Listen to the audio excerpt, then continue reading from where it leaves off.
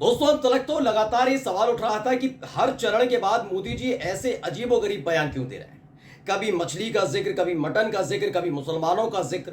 तो कभी जिक्र किया जाता रहा मुसलमानों के साथ साथ मंगलसूत्र का, घुसपैठियों का, ज्यादा बच्चे पैदा करने वालों का।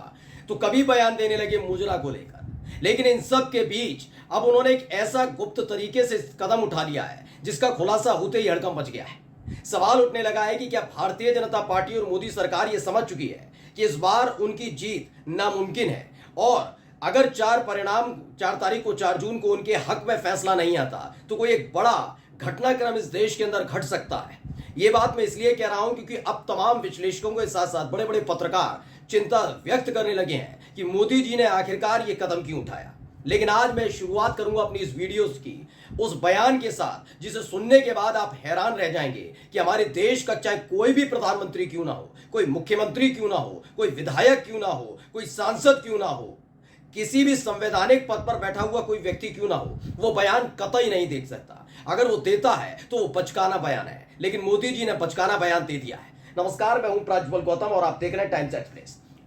आपने तमाम तरह के बयान अब तक मोदी जी के सुन लिए होंगे और ये आप समझ भी गए होंगे ये बयान उन्होंने आखिरकार क्यों और किस वजह से दिए। हर चरण के बाद जिस तरह से भारतीय जनता पार्टी घटती जा रही है, उसके बाद से लगातार ये हालात पैदा होने लगे हैं कि उसके बाद मोदी जी कभी मुसलमानों को कोसकर तो कभी मुसलमानों को गोदी में बिठाकर इस चुनाव को कैसे भी करके अपने पक्ष में लाने की कोशिश करते रहे। लेकिन 6 चरण तक उनका ये प्रयास धूमिल होता रहा है दोस्तों।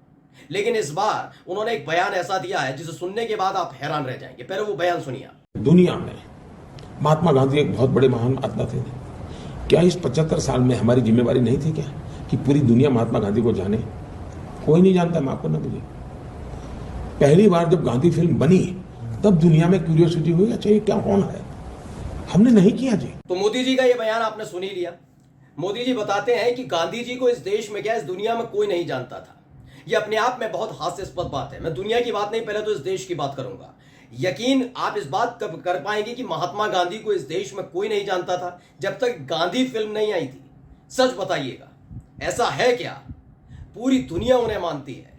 इस देश में ही नहीं, दुनिया भर में उनके स्टैचूज लगे हुए हैं। गांधी जी को गांधी जी की वजह से नहीं, फिल्मों की वजह से नहीं, बल्कि गांधी की अपनी विचारों की वजह से, उनके संघर्ष की वजह से उन्हें जाना गया। लेकिन जिस पार्टी के सांसद डंके की चोट पर गांधी के हत्यारों को महात्मा बताने पर तुले रहे, उस पार्टी के सर्वे सर्वा से उम्मीद भी क्या की जा सकती है। उन्होंने गांधी के कद को एक झटके में छोटा कर दिया क्योंकि उनको कांग्रेस को नीचा दिखाना था। यह बताना था कि अगर कांग्रेस वक्त रहते, सरकार में रहते हुए अगर कोई फिल्म बनाकर गांधी जी को प्रचारित कर लेती तो पूरा देश, पूरी दुनिया उनको जानती।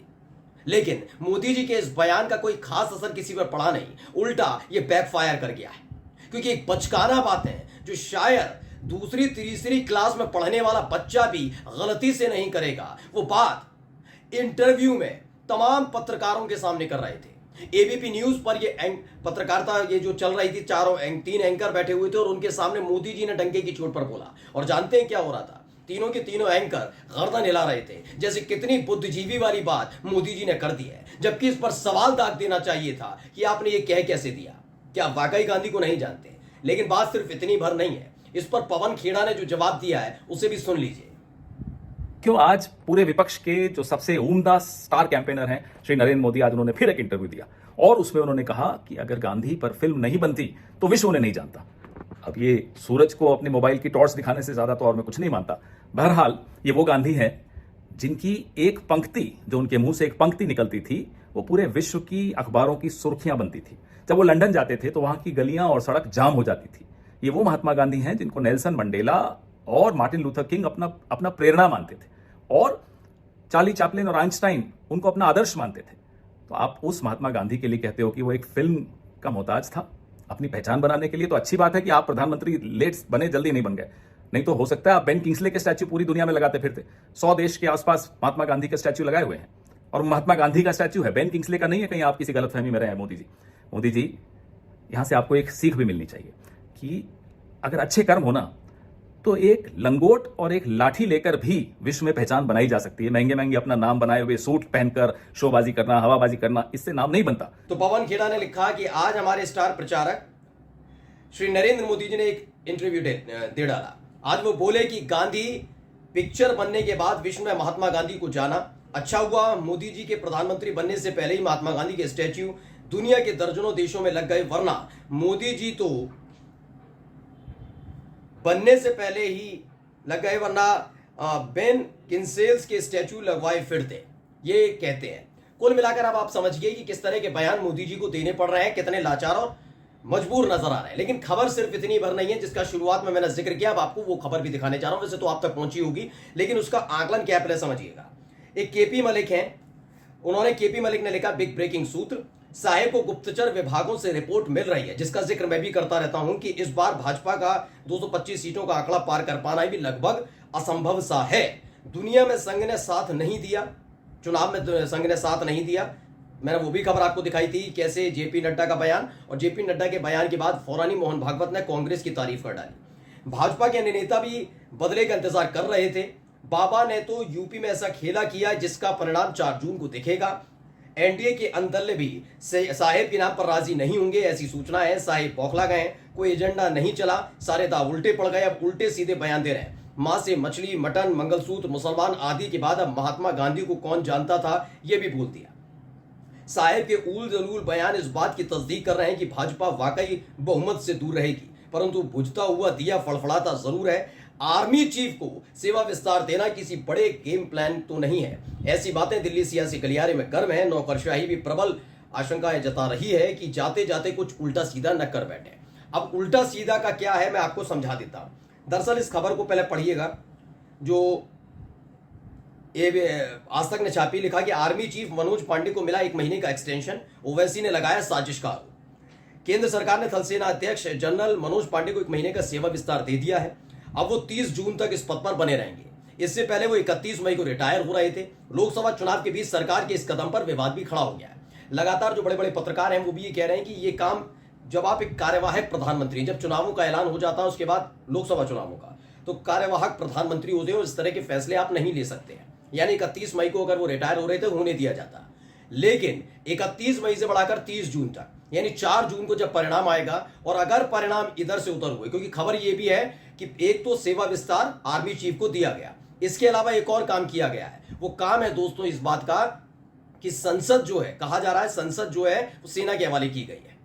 ये खबर निकलकर सामने आ रही है, और ये दोनों ही खबरें अगर हैं तो 4 जून को परिणाम आने के बाद क्या कोई और बहुत बड़ा कदम ऐसा उठाया जा सकता है जो इस देश के इतिहास में आज तक नहीं हुआ। क्योंकि चेहरे पर बौखलाहट साफ साफ नजर आ रही है कि हार स्वीकार करने के लिए मोदी जी कतई तैयार नहीं है। उनका मन ही नहीं है कि उन्हें कोई हरावल दस्ते का मुखिया कहे। वो चाहते हैं बस, उनकी इच्छा नहीं है, आप समझिए उनकी प्रबल इच्छा क्या है कि वो नेहरू का रिकॉर्ड तोड़ दें, यानी तीसरी बार प्रधानमंत्री बने, उस पर उनका जोर है, कैसे भी करके वो इतिहास रचें। और इसीलिए उन्होंने तमाम तरह के दाव पेच चले, राम मंदिर, सीएए, मुसलमानों के साथ साथ तमाम तरह की बातें उन्होंने, मंगलसूत्र छीन लेंगे, घुसपैठ, ये ज्यादा बच्चे पैदा करें, तमाम तरह के दाव पेच चले। लेकिन मोदी जी समझ गए, खुफिया रिपोर्ट मिल रही है उन्हें। ऐसे में अचानक 7वें चरण के वोटिंग से ठीक पहले यह फैसला लेना कि आर्मी चीफ को एक तो 1 महीने का सेवा विस्तार देना। अब जब सेवा विस्तार दिया जा रहा है मनोज पांडे को, तो उसमें भी यह समझा जाएगा कि आखिरकार ये क्यों किया गया और संसद को आर्मी के हवाले करने का मतलब क्या है। इस तमाम चीजों पर विश्लेषण होना चाहिए दोस्तों, लेकिन नहीं करेंगे। अब क्या है देखिए, पढ़िए, एक नया भारत है उसने भी छापा, उसने कहा सेना प्रमुख को सेवा विस्तार क्यों, इस पर इन्होंने पूछा है। केंद्र सरकार ने भारतीय थल सेना के प्रमुख जनरल मनोज पांडे को 1 महीने का सेवा विस्तार दिया। वो 31 मई को रिटायर होने वाले थे, लेकिन उससे 5 दिन पहले ही प्रधानमंत्री नरेंद्र मोदी की अध्यक्षता वाली कैबिनेट कमेटी ने उनका कार्यकाल 1 महीना बढ़ा दिया, जबकि ये नहीं किया जा सकता अब वे, क्योंकि चुनाव चल रहे हैं। अब वे 30 जून को रिटायर होंगे। सरकार की ओर से कहा गया कि लोकसभा चुनाव के बीच किसी भी वरिष्ठ अधिकारी के पद पर नई नियुक्ति नहीं की जा रही है, इसलिए सेना प्रमुख की नियुक्ति भी टाल दी गई है। अब सवाल ये उठता है कि अचानक से ये सब क्यों किया जा रहा है। एक तो बयान ही उनकी झलका रहे हैं कि चुनाव में कहां खड़े हुए हैं वो, और ऐसे में इस तरह के दाव पेच चिंता का विषय है। नमस्कार।